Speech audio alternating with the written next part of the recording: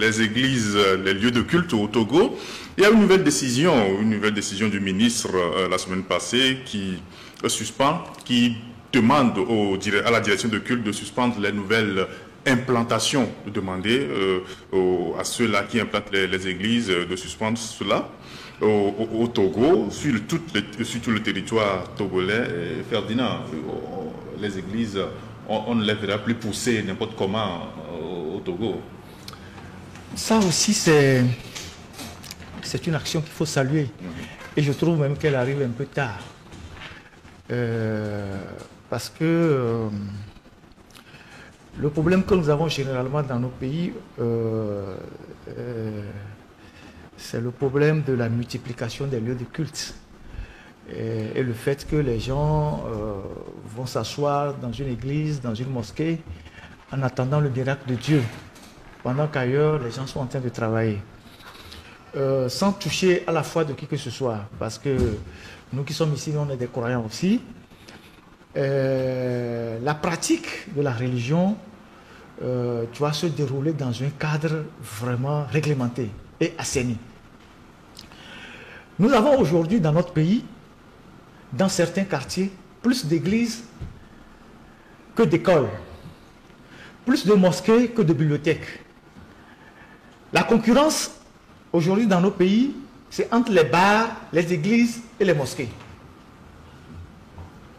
C'est les trois lieux de concurrence. Et ça pousse comme des champignons. Non seulement ces églises et ces lieux de culte créent des désagréments aux citoyens, ce qui a poussé aussi à dire que maintenant, pour la nuisance sonore, il va y avoir des sanctions, mais c'est aussi des lieux d'abrutissement. C'est des lieux d'endoctrinement. C'est lieu où on pousse les gens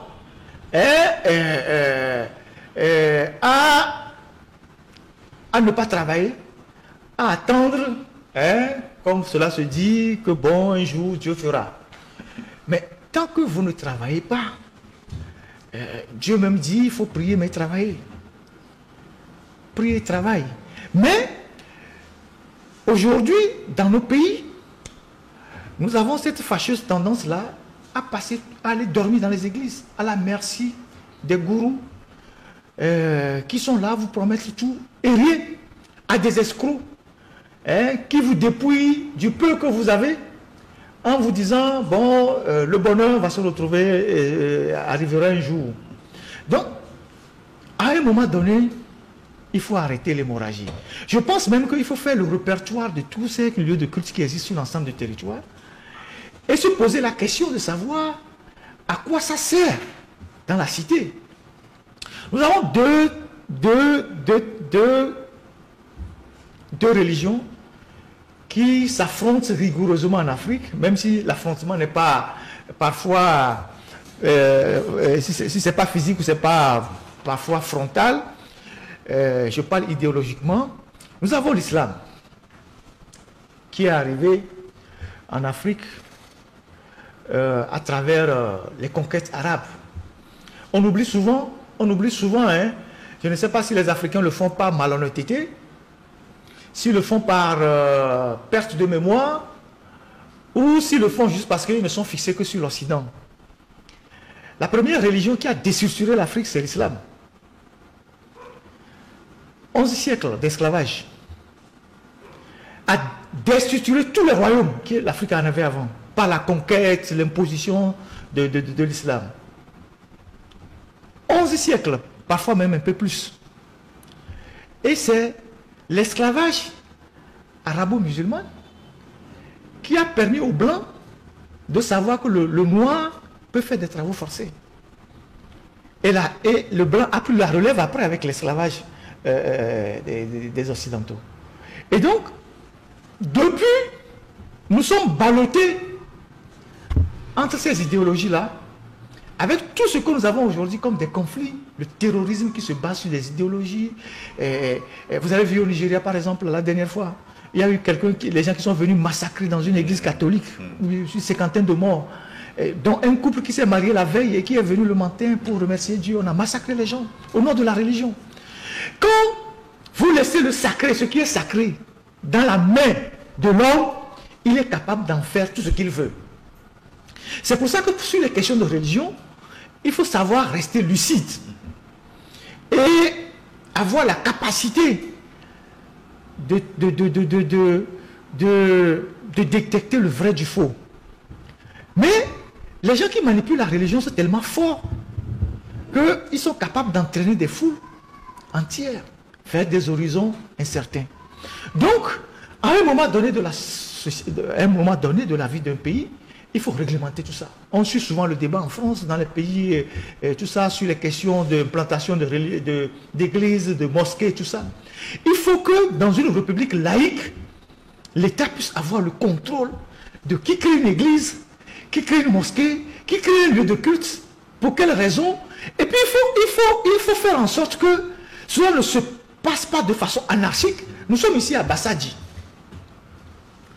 C'est l'un des quartiers où vous trouvez les mosquées à tous les coins. À tous les coins.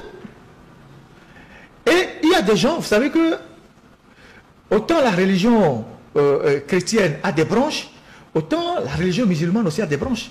Il y a des gens qui sont des chiites, il y a des gens qui sont des sunnites, il y a certains qui ne vont pas prier dans certaines mosquées. Ça aussi, on n'a pas souvent la subtilité de le savoir. Et donc, ça pousse comme des champignons. Il faut à un moment donné arrêter ça. Il faut contrôler de plus en plus ce qui se passe et pour que le citoyen se sente d'abord citoyen d'un pays avant la religion. C'est pour cela que lorsqu'il y a eu la séparation de l'Église et l'État, l'Église n'a plus la possibilité d'imposer quoi que ce soit à l'État. Aujourd'hui, il y a des phénomènes en Afrique. En Afrique, ils remettent même en cause la laïcité de l'État. Nous en avons parlé ici, ça nous a coûté la prison, mais c'était le débat qu'on posait. Est-ce qu'on peut avoir des autorités qui sont en même temps des religieux dans un gouvernement? C'est le problème de la laïcité. Si je suis ministre et pasteur, alors que je suis censé être quelqu'un qui incarne la laïcité de l'État, est-ce que c'est possible dans une république? C'est le fond du débat qu'on a mené ici, et les gens ont sauté pour me jeter en prison. Parce que c'est de ça qu'il s'agit. Est-ce que je peux être pasteur et être en même temps ministre? Est-ce que si je suis pasteur, chrétien et ministre dans un gouvernement, lorsqu'il sera amené à prendre des décisions dans un gouvernement, je ne vais pas influer sur la décision et donc mettre à mal la laïcité de l'État? Vous avez vu, nous sommes en période de pèlerinage à la Mecque. On annonce un peu partout, en Afrique, dans des républiques qui sont laïques, que le chef de l'État donne 1 milliard pour aller à la Mecque. Le chef de l'État donne 100 millions pour aller à la Mecque. Est-ce que c'est du rôle d'un chef d'État de le faire? Est-ce qu'en le faisant, le chef de l'État ne met pas à mal la laïcité de l'État? Vous comprenez le fond de ce que je vous dis? Faire des fins politiques. Oui, en le faisant à des fins politiques, est-ce qu'il ne met pas à mal la laïcité de l'État? Bien sûr. Celui qui veut aller à la Mecque, il va à la Mecque avec ses moyens. Parce que si vous donnez de l'argent à un chrétien pour aller visiter Jérusalem, comme Adjaro le fait souvent, vous serez obligé de donner l'argent aussi à un musulman pour aller à la Mecque. Et vous remettez en cause la laïcité de l'État. Mais, comme nous mélangeons tout en Afrique. On va donner quoi aux animistes? Oui, on va donner aussi aux animistes, aux bouddhistes, aux brahmistes, je ne sais qui. Parce que il y a toutes les religions aujourd'hui en Afrique. Ça devient fondamentalement un problème. Donc, quand moi je vois un ministre de la République, comme le ministre de l'administration territoriale, qui vient annoncer devant les médias, tout content, que le président ou le chef de l'État a débloqué de l'argent pour aider les pèlerins à aller à la Mecque, alors que ce ministre-là a la responsabilité de maintenir la laïcité de l'État, il y a forcément un problème. Vous l'aurez fait dans un pays comme la France, serait étonné. Mais comme au Togo, les gens n'arrivent pas à distinguer les choses, c'est passé comme ça. Au Cameroun, que Paul Biya a donné 1 milliard. 1 milliard pour aider, excusez-moi les fidèles musulmans, ce n'est rien pour toucher à votre foi, mais nous parlons de l'État et de la nécessité de préserver la laïcité de l'État. Dans les républiques à orientation islamique, il n'y a aucun souci. Par exemple, vous prenez la Mauritanie. Ce n'est pas une république laïque, c'est une république islamique. C'est la première république islamique d'ailleurs en Afrique. Le président de la république de ce pays, s'il constate que les citoyens de son pays ont des difficultés à aller à la Mecque pour honorer leur foi, il peut leur donner des moyens.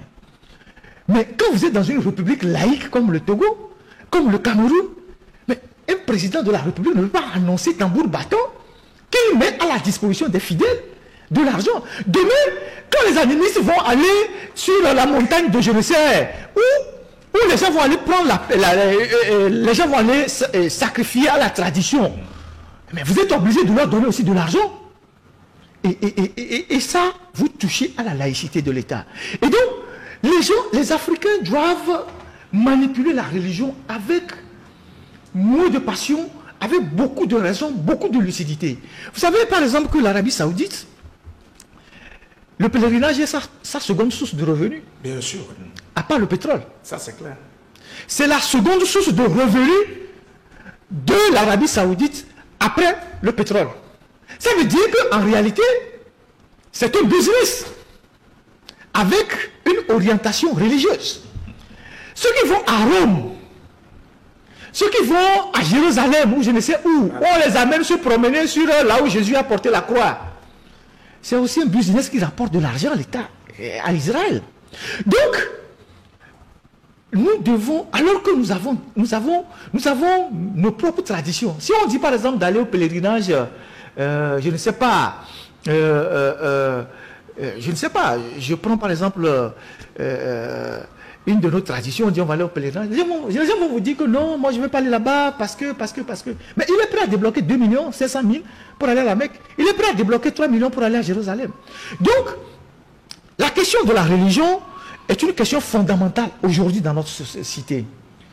Nous avons besoin, certes, de la religion, mais nous avons besoin que la pratique de la religion soit maîtrisée. Pour qu'il n'y ait pas d'abus, pour que ça n'aille pas dans tous les sens, pour qu'on n'ait pas plus d'églises, de mosquées, de lieux de culte, plus que des lieux où on apprend, les écoles par exemple, les bibliothèques, les endroits où on peut amener nos enfants à réfléchir, à être autonomes dans la réflexion. Les centres culturels par exemple.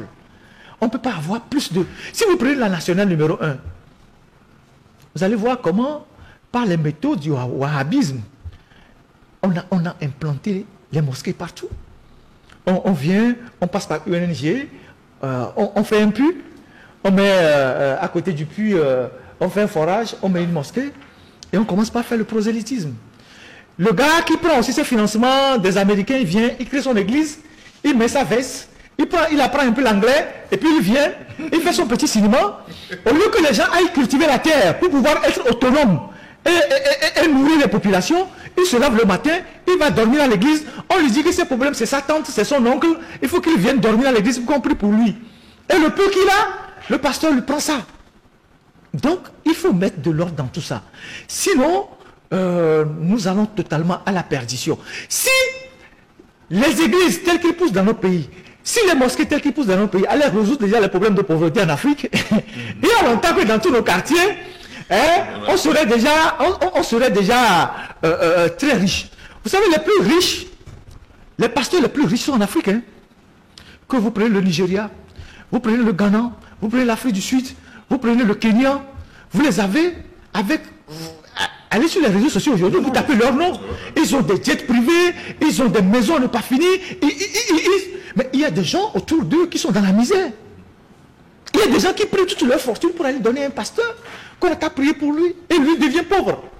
Donc, la pratique de la religion, c'est une bonne chose, mais essayons de canaliser tout ça. On vient de parler de la canalisation pour que ça n'aille pas dans tous les sens. Et moi, je suis même partisan de ce qu'il faut réduire le nombre des églises. Parce que dans tous nos quartiers, il n'y a que des églises. Et ce n'est que du bruit.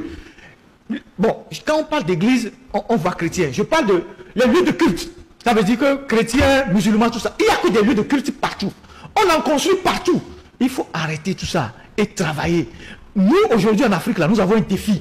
c'est de travailler, c'est de relever notre niveau de retard. Nous allons là pleurer chez les Blancs que on fait une guerre et que nous n'avons pas mangé. Mais nous avons des églises, nous avons des lieux de culte. Donc il faut qu'on sorte de ces lieux-là pour travailler.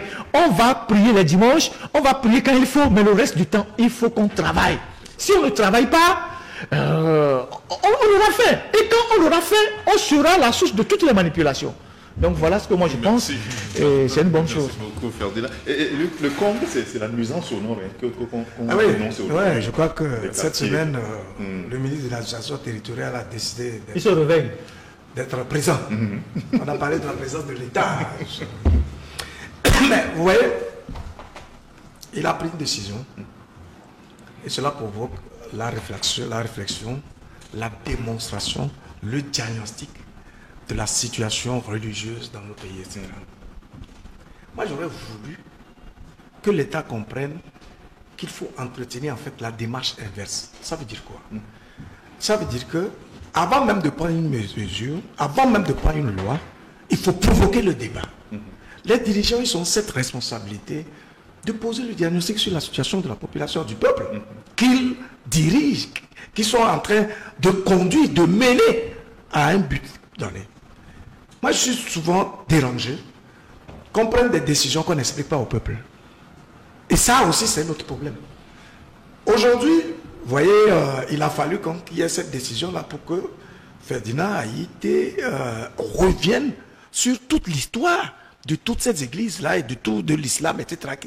Mais c'est très édifiant pour la population. C'est comme ça qu'il faut procéder, en fait, pour édifier la population. Et je peux vous dire qu'il suffit de ces genres d'initiatives, de débats, de réflexions sur des problèmes de société pour que ces problèmes-là soient résolus sans même une loi. Vous comprenez? Parce que la population a soif de la connaissance. C'est la connaissance qui affranchit. Lorsque tu as une connaissance précise d'un certain nombre de situations, de faits, tu sais comment te conduire dans une société. Et donc j'invite nos dirigeants, au-delà des lois, des décisions, à entretenir l'activité intellectuelle, la réflexion fertilisante, et de manière que les problèmes de société soient toujours posés à la place publique avec des intérêts, et de manière que tous ceux qui sont capables de faire des démonstrations, des explications, des analyses, puissent le faire et édifier la population. Ça, c'était un préalable que je voulais faire avant de revenir justement sur le sujet lui-même. En fait, pourquoi il y a les églises? Il y a les églises parce que tout citoyen, quel qu'il soit, est à la quête d'une force supérieure qui lui soit protectrice. Vous voyez? Que ce soit dans le monde animiste, chrétien, musulman, le but de l'activité spirituelle, c'est de découvrir une dimension supérieure à la nôtre, qui est physique, qui est charnelle, et qui donne le sentiment d'être limité. Donc c'est ça l'esprit de base. Et je voudrais que nous soyons capables, finalement, de faire une démarcation entre la religion et la spiritualité. Aujourd'hui, ce que nous avons, c'est une expansion continue des activités religieuses, qui n'ont rien avec l'élévation de l'âme humaine, qui permet justement de pénétrer les méandres de ta personnalité et de te découvrir par une activité d'élévation de soi. Vous voyez? Donc, du coup, on a ramené tout simplement la spiritualité à l'activité religieuse, qui finalement devient un fonds de commerce pour des esprits malins. Vous voyez? Donc, c'est ça le vrai problème. Maintenant, pour résoudre ce problème, précisément, c'est qu'il faut des débats. Et puis, il faut effectivement des actions, des mesures conservatoires, en tout cas des mesures, des garde-fous, qui limitent les risques de vulnérabilité de la population. Aujourd'hui, quand vous allez dans les fermes, moi je suis frappé parfois, quand je voyage vers le nord, les dimanches, c'est les dimanches qu'on revient. Dans les localités les plus reculées, où il n'y a pas d'infrastructure, il n'y a rien, vous allez voir une église où il y a toujours de la musique, ou une mosquée. Ouais. En tout cas, dans les églises, il y a une musique intempestive les dimanches. C'est les vendredis que vous allez voir tous les attroupements dans les mosquées et tout et tout. Ouais. Et puis je me dis, mais... Et puis vous allez voir, ils font leur messe, leur culte, peut-être de 8h à midi. Ouais. Et vous allez, dès qu'ils quittent là-bas, ils marchent, ils longent la rue, vous allez les voir, vous dites, mais comment? Ils ont sapé, ils sont endimanchés. avec des vestes, des cravates. Il transpire, il marche, mais avec une grosse Bible, il est convaincu qu'il vient de rencontrer Dieu.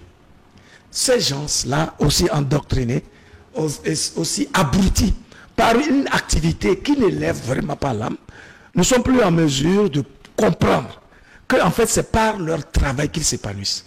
Que la meilleure prière, la meilleure façon de rendre hommage à Dieu, de le valoriser, c'est en fait de travailler et de créer la richesse, parce qu'en fait, il nous a dotés de cette faculté-là afin que nous puissions continuer son œuvre. C'est ce que j'ai compris de la Bible. Alors, comment pouvons-nous continuer l'œuvre de Dieu, qui est donc la création, qui est de produire, de reproduire tout ce que nous voyons autour de nous, si nous ne sommes pas capables de créer par nous-mêmes?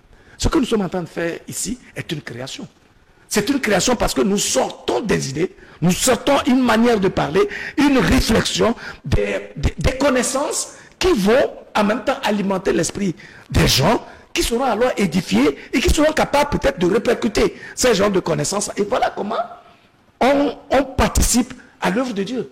Et donc, il faut que ce soit une création. Mais quand les pasteurs, pour des besoins d'argent, pour des besoins de confisquer l'esprit humain, se proclament des hommes de Dieu, et donc nuisent à la vie humaine elle-même, empêchent des citoyens par leur prêche de se rendre actifs sur le terrain, parce qu'il y a tout un programme dans les églises. Brise les foyers. Voilà. Donc, ils brisent même les foyers, justement. Dans les églises, lorsque tu es choisi pour accomplir certaines tâches, tu risques d'être là tous les jours. Voilà. C'est-à-dire que chaque jour, soit il y a une réunion de tel. Donc, du coup, tu n'as plus de temps pour aller produire de la richesse sur le terrain. Alors que pendant ce temps, les terres fertiles t'entourent. Mais tu es affamé. Vous voyez? Donc, je crois que effectivement, le besoin d'assainir le monde religieux dans notre pays, il est réel. Si les églises se multiplient autant, c'est parce qu'en fait, les gens se cherchent. Ils sont en quête de repères.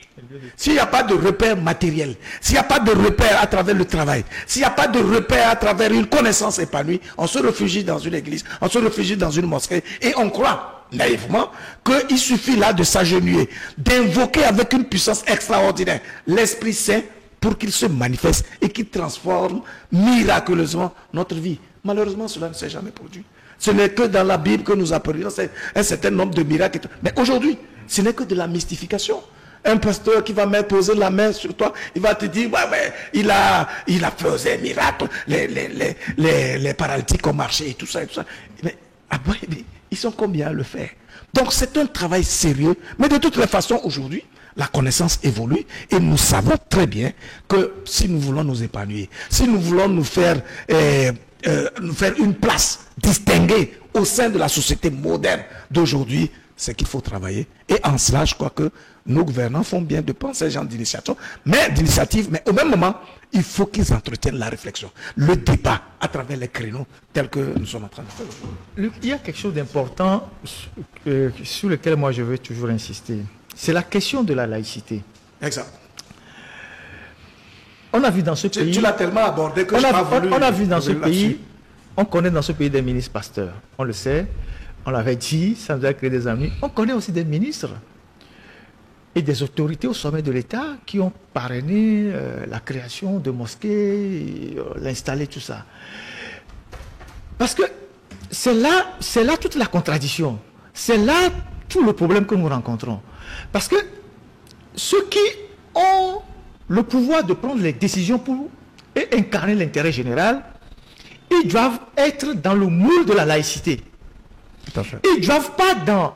On ne dit pas qu'ils ne peuvent pas être musulmans ni chrétiens, mais ils ne doivent pas utiliser leur pouvoir. Ouais, exact. Ils ne doivent pas utiliser la religion à des fins de trafic d'influence. Même politique, même. Ouais. À des fins politiques. Je ne sais pas si vous voyez. Tout à fait. Parce que dans notre pays, il y a des gens qui ont des associations religieuses, chrétiennes, qu'ils utilisent à des fins de manipulation politique. Ils sont des autorités. Il y a des gens qui sont des autorités qui ont créé des ONG, qui reçoivent des financements des pays arabes, qui construisent des mosquées. On le sait aussi. Et donc, pour que l'État puisse avoir l'autorité de mettre de l'ordre, ceux qui incarnent l'État eux-mêmes doivent montrer l'exemple. Tout à fait. en prônant la laïcité. C'est la raison pour laquelle je dis, même si un chef d'État dans un pays laïque décide d'aider des pèlerins, ce n'est pas au ministre de l'administration territoriale de venir faire cette annonce-là. Parce que c'est lui qui doit incarner, qui est le garant de la laïcité dans un État. C'est le ministre de l'administration territoriale. Il ne peut pas venir faire une annonce comme ça. C'est scandaleux. Vous voyez ce que je dis. Et donc, aujourd'hui, avec les histoires de terrorisme et tout ça, tout le monde ouvre les yeux et veut contrôler ce qui se passe dans son pays. Vous savez, dans notre pays, il y a eu des gens qu'on a demandé de quitter ce pays. On leur a retiré le récépissé de leur ONG parce que des puissances ont fait pression. Vous avez remarqué que dans notre pays, depuis 5 ou une dizaine d'années, il y a des orphelinats parrainés par des ONG musulmanes qu'on crée un peu partout, même dans des villages. Et dans ce pays, il y avait un général, ancien général libanais, qui était ici et qui était à la tête de certains orphelinats. On a les enfants, on dit bon, c'est des enfants pauvres, ils sont orphelins, on les nourrit, mais on leur inculquait une idéologie. L'État n'a pas détecté, jusqu'à ce que ce soit les Américains qui ont alerté l'État en disant les enfants qui sont dans ces orphelinats-là, on a commencé par leur apprendre à égorger les êtres humains. Non, les moutons. Et les moutons à la manière dont les djihadistes le font, avec des preuves à l'appui. Et un rapport a été déposé.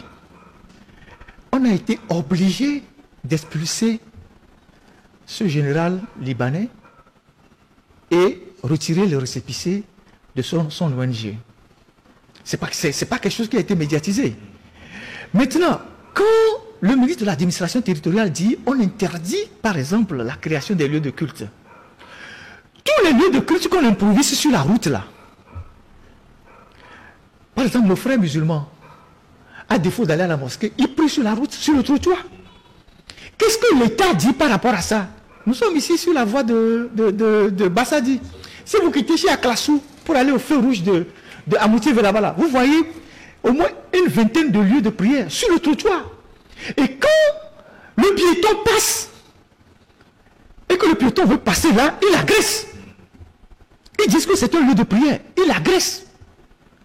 Quand le piéton passe sur le trottoir, parce que lui a une boutique, et il a transformé la boutique, sa boutique, en un lieu de culte. À 18 h, le piéton doit descendre sur le goudron. Le piéton ne doit pas marcher devant sa boutique. Avec tous les risques d'ailleurs. Avec tous les risques. Il agresse. Et on a les agressions tout le temps ici. Et dans d'autres rues. Est-ce que le ministre de l'administration territoriale est au courant de ça? Donc, les lieux de culte improvisés, comme ça dans la rue, qu'est-ce que le ministre de l'administration en dit? Parce que, pour certaines religions, on n'a pas forcément besoin d'aller se rassembler dans une église. Tout endroit peut servir de lieu de prière. Qu'est-ce qu'on en dit? Parce que Dieu est partout. Dieu est partout. Qu'est-ce qu'on en dit? Donc, il y a du travail à faire. C'est pour ça que je dis, on devait prendre cette décision-là depuis. Il ne fallait pas laisser le phénomène envahir tout le pays. Je donne un exemple. Les gens qui agressent ceux qui marchent sur les piétons, c'est souvent nos frères sahéliens. C'est eux qui ont les boutiques tout au... c'est pas les Togolais, c'est eux qui ont les boutiques tout autour des routes, des voies. Et le soir, au lieu d'aller à la mosquée, ils mettent les nattes sur une partie du goudron et ils commencent par prier. Et quand quelqu'un passe, ils commencent par l'agresser. Est-ce qu'on ne peut pas instruire les préfets, les maires pour interdire cette pratique-là? De telle sorte que vous voulez prier, vous allez à la mosquée de votre quartier. Surtout que les mosquées, il y en a partout. Surtout que les églises, il y en a partout. Vous allez à l'église de votre quartier. Et comme on veut interdire, on ne veut plus donner d'autorisation, il faut réglementer l'implantation aussi. J'ai vu la dernière fois, après plusieurs émissions qu'on a eu à faire ici, le ministre de la Sécurité, celui des Transports et un autre, celui de l'Environnement, ont sorti un communiqué conjoint pour délimiter les distances entre les stations d'essence. Que maintenant, il faut 500 mètres entre les stations d'essence. Maintenant, les églises qui sont à 2 mètres les unes des autres, les mosquées qui sont à 3 mètres les unes des autres, il faut enfermer certains pour laisser d'autres fonctionner. Parce que vous ne pouvez pas dire que vous arrêtez de donner l'autorisation et c'est fini. Il faut voir comment les églises ont été implantées. Il faut voir comment les mosquées ont été implantées. Est-ce que dans un quartier, on a besoin de 10 mosquées? On a besoin de 10 églises? Si on n'en a pas besoin, il faut enfermer 2 ou 3 pour laisser les autres fonctionner. Parce que plus il y en a, plus il y a du désordre, plus il y a du bruit. Donc, Kagame, avant de mettre la discipline dans son pays, qu'est-ce qu'il a fait? Il en a détruit un peu partout. Les gens l'ont critiqué. Il a dit, ce sont des religions importées. Et que lui, il n'empêche pas, il n'interdit pas les religions importées dans son pays, mais il met de l'ordre. Parce que nous, les Africains, on n'arrive pas à avoir la lucidité pour se dire que je sois musulman ou chrétien, c'est le fruit de l'histoire. Ce n'est pas forcément une religion qui est venue d'Afrique, mais c'est le fruit de l'histoire. Encore que l'Africain, il est syncrétiste. Hein? On ne le dit pas souvent assez. L'Africain, il est fondamentalement syncrétiste. Il n'y a qu'une minorité qui est forcément chrétien ou musulman. L'Africain, il est syncrétiste. Il sort de l'église, il va consulter le féticheur. Hein? Il sort de l'église, de la mosquée, il va chez le marabout. Il est syncrétiste. Il est syncrétiste. Et donc, nous avons... C'est vrai que les panafricanistes font ce combat-là, mais ils ne le font pas souvent assez. Aujourd'hui, ou bien ils le font de façon orientée. Ils le font que en ciblant l'Occident. Mais on oublie que la conquête arabo-musulmane a plus détruit l'Afrique.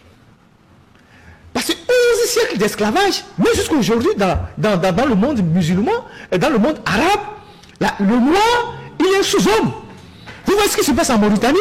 La Mauritanie est majoritairement nègre. Mais la minorité arabe a réduit la majorité nègre. La majorité noire, excusez-moi, le nègre est un peu péjoratif, la majorité noire en esclavage.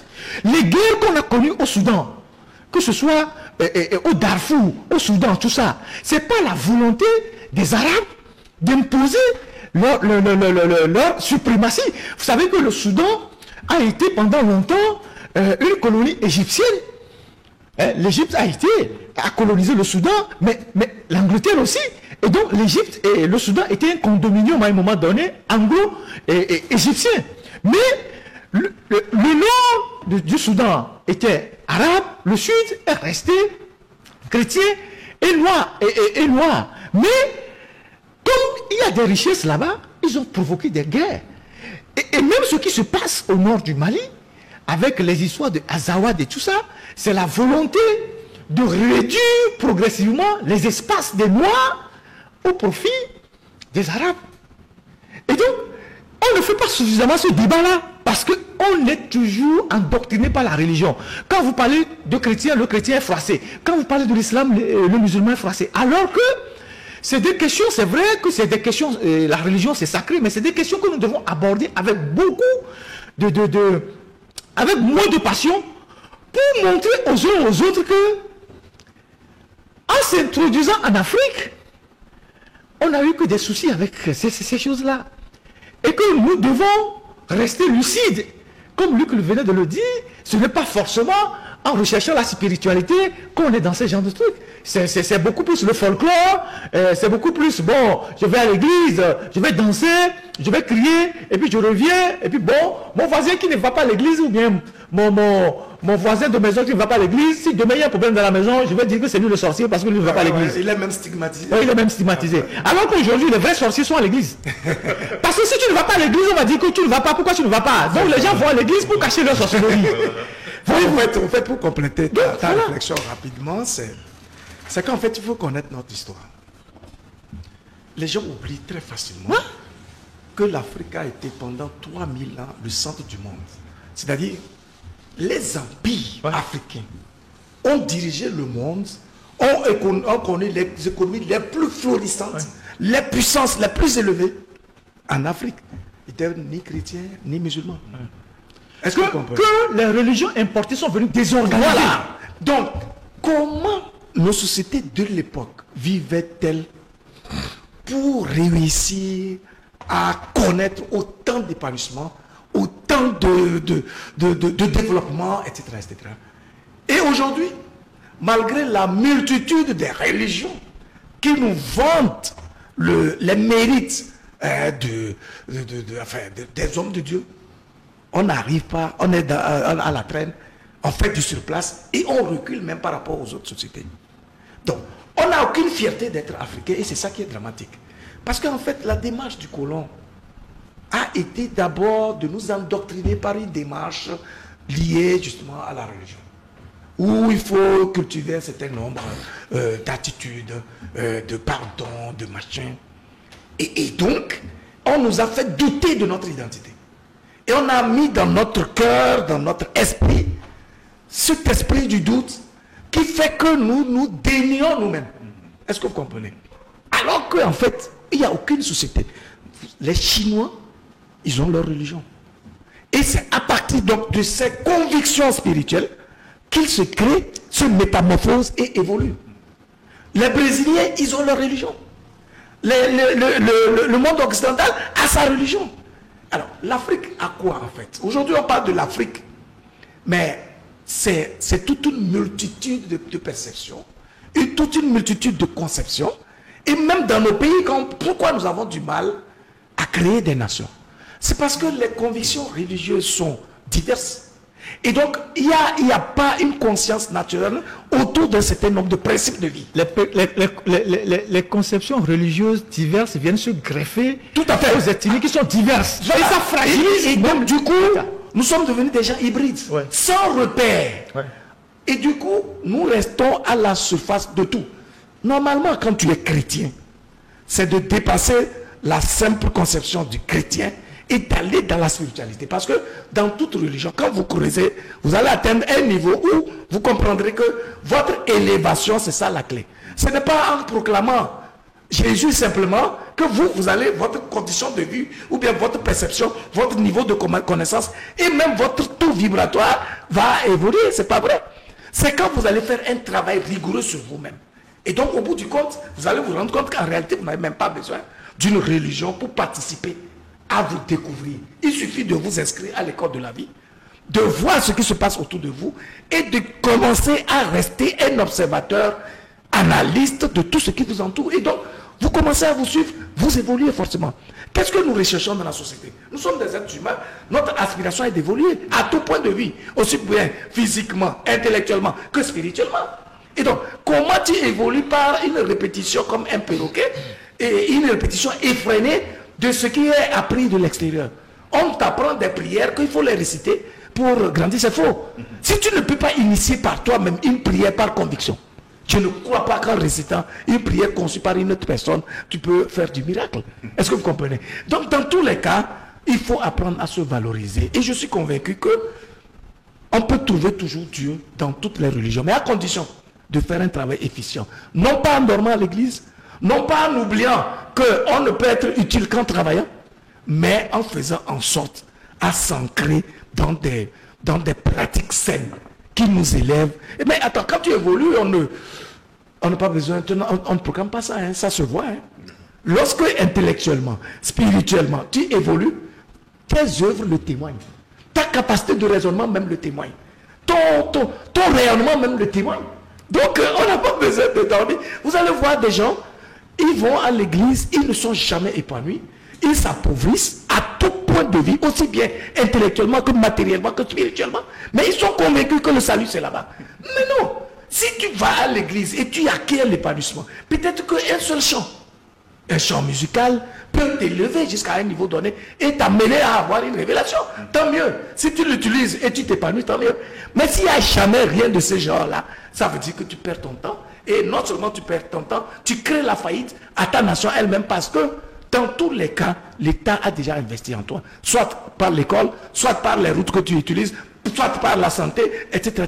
L'État a investi en toi et donc tu devais avoir la capacité de produire un retour sur investissement. Ce que nous sommes en train de faire, c'est un retour sur investissement pour l'État parce que nous éduquons la population, nous informons la population, nous enrichissons l'esprit de la population tout en apprenant nous-mêmes. Voyez-vous, c'est comme ça qu'on construit les esprits épanouis. Et donc, vraiment, il y a tout un travail. Je pense que ce sujet-là, si on doit le débattre, on risque de ne pas le finir.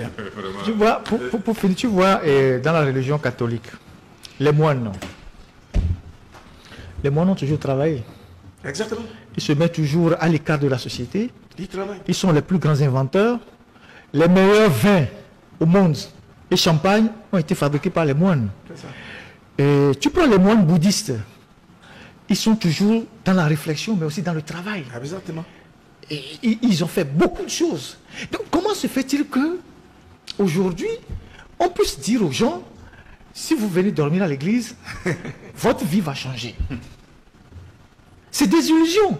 Vous venez prier à l'église, d'accord, mais le reste du temps, allez bosser. Même l'Occident qui nous a envoyé la religion chrétienne, même si il y a un débat tout autour de ça, vous allez aujourd'hui en Occident, les messes ne durent qu'une heure de temps. Mais oui, et puis c'est souvent les vieux qui... Oui, une heure de temps. Parce que il faut aller travailler après.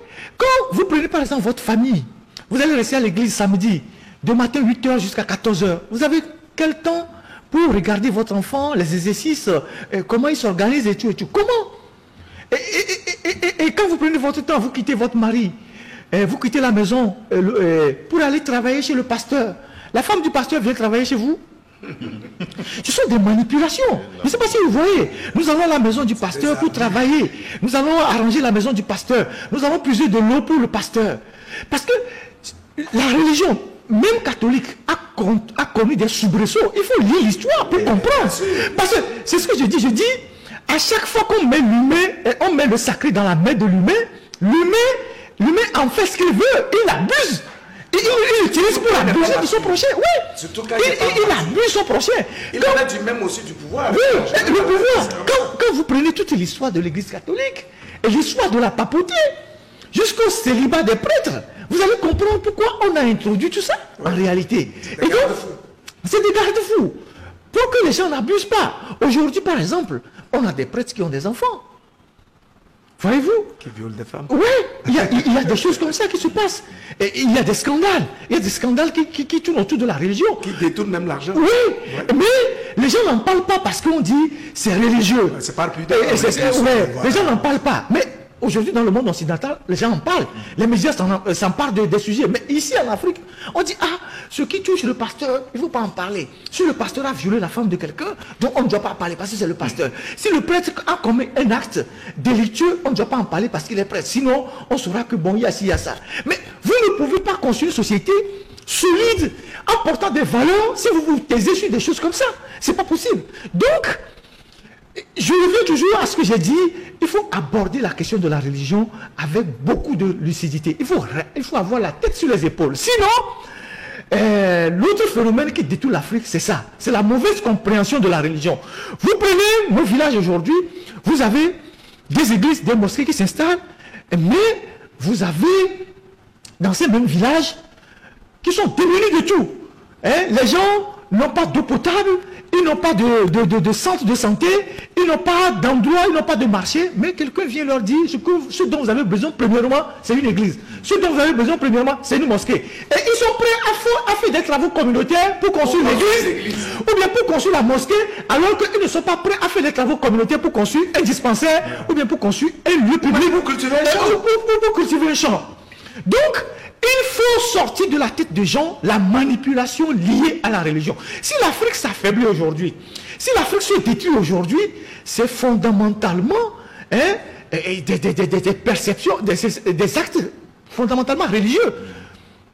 Les gens ne voient pas ça. Quand les gens disent, oui, que le terrorisme est alimenté par l'Occident, oui, peut-être en partie vrai, mais en grande partie, c'est pas les pays arabes qui envoient beaucoup de fonds à travers des ONG, pas le wahhabisme, et qui déstructure notre société.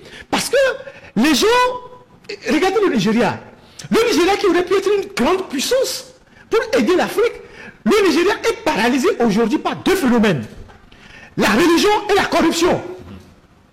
Le Nigeria ne peut rien faire pour aider l'Afrique à cause de la religion et de la corruption. Les deux sont d'ailleurs entremêlés. Et au Nigeria, pour choisir un président, Il faut faire 4 ans avec un président du Nord, musulman. Après, il faut faire 4 ans avec un président sud chrétien. Et il faut que cette règle est brisée. Les gens qui sont défavorisés, ils alimentent le terrorisme, ils détruisent le pays, ils font les attentats. On ne peut pas avancer avec ça. Donc, à un moment donné, c'est vrai que c'est très fort. Ça a pris des siècles pour endoctriner les gens. Ce n'est pas évident que c'est en quelques années qu'il faut sortir de la tête des gens ce que nous disons là. Au contraire, même les gens vont vous prendre à l'ennemi. Il faut semer la graine. Les gens vont vous dire que ce que vous dites là, ça touche leur foi. Bien sûr. Alors que bon, c'est un débat qu'on mène. Purement intellectuel. Oui, c'est un débat intellectuel qu'on mène. Qui repose en fait sur des faits. Exactement, sur des faits. Voilà. Est-ce que, par exemple, la religion musulmane a rendu les Africains esclaves pendant 11 siècles? Oui. Est-ce que la religion chrétienne a servi à l'esclavage et au colonialisme? C'est vrai. C'est des faits historiques qui sont vrais. Donc, il faut le dire et faire prendre conscience aux gens. Est-ce qu'aujourd'hui, par exemple, les pèlerinages chrétiens et musulmans enrichissent les pays où les gens vont en pèlerinage? Oui, c'est faux. C'est vrai. C'est vrai. Toi, tu n'as rien dans ton village. Tu n'as même pas l'électricité dans ton village. Tu n'as même pas l'eau. Mais tu es prêt à débloquer 5 millions pour aller à Jérusalem. Parce que tu veux aller visiter là où on a crucifié Jésus. Tu es prêt à débloquer 5 millions pour aller en Arabie Saoudite parce que tu veux aller voir là où le prophète est resté. Alors que dans ton village là, il y a les maisons qui n'ont pas de toit. Avec le soutien de l'État. Oui, avec le soutien du chef de l'État. Et donc, à un moment donné, il faut que nous revenons sur terre. Et il faut que toute cette manipulation politique qui interfère dans la religion, qui dénature même la nature de nos États, qui porte atteinte à la laïcité de nos États, qui fragilise l'État, il faut que les dirigeants, les hommes politiques cessent de le faire. Et il faut qu'ils cessent d'annoncer des trucs comme ça. 1 milliard pour accompagner les gens, 100 millions pour accompagner les gens, alors que vous avez une multitude de religions. Demain, quand les gens vont aller faire les pratiques de je ne sais quoi, d'initiation dans leur village, je ne suis pas sûr que l'État leur donne l'argent pour ça. Donc il faut arrêter ça. Il y a juste une dernière chose que je voudrais dire, c'est que la prière, elle a beau être fervente. C'est comme une perche que tu tends à Dieu. Mais si tu n'inities rien, comment tu sauras qu'elle peut être exaucée? Je n'ai jamais appris que quelqu'un a prié dans sa chambre ou à l'église et l'argent est tombé du ciel pour lui. Ou une opportunité est tombée du ciel pour lui. Il faut toujours faire le pas. Il y a les pasteurs qui ont le numéro de téléphone de Dieu, hein, ils appellent Dieu directement. Il faut toujours faire le pas. Donc, prière, oui, c'est important. Ça peut permettre l'élévation de l'âme, etc., l'inspiration et tout. Mais le travail, après tout. Voilà. Oui, puisque la Bible même l'a dit, hein, la parole de Dieu même l'a dit, celui qui ne travaille pas, qui ne mange pas non plus. Voilà, c'est Paul qui l'a dit au Timothée. Merci, chers invités. Vraiment, le débat d'aujourd'hui a été très, très, très riche. Merci à vous. Et Ferdinand, je ne vais plus vous non, c'est bon, merci. On est aussi fatigué. Voilà. Parce que nous, en plus, on a bouclé l'alternative. Et puis après, on a fait l'autre journal. On va prendre une semaine de pause. Oui, on va prendre parce qu'on est aussi un peu épuisé. Hein. C'est beaucoup d'énergie de débauche. Exactement. Vous allez vous contenter de cette émission-là. Oui. Et une semaine de pause. Et puis la semaine prochaine, on ne sera pas là. Oui, on ne sera pas là. On reprend juste après. Merci. En tout cas, Luc, merci beaucoup. C'est un plaisir. Oui, je rappelle que Luc, il est journaliste, chroniqueur, analyste politique. Il est sur ce plateau. Merci. Merci, c'est à vous. Ferdinand Haïté, voilà, il est le patron du journal.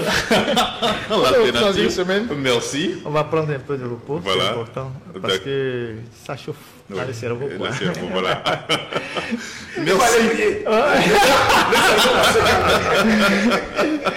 Merci. Merci également à vous. Merci aux techniciens derrière la caméra, au chef technicien Marc Azangman, aux stagiaires qui nous ont aidés à réaliser cette émission, Martine Adodo, John Cedro, Félicité Dogbe, Ambroise Semanou, Jean-Claude Laté, Lost on Body. Merci à vous tous. Merci à vous également qui nous avez suivis et à la prochaine.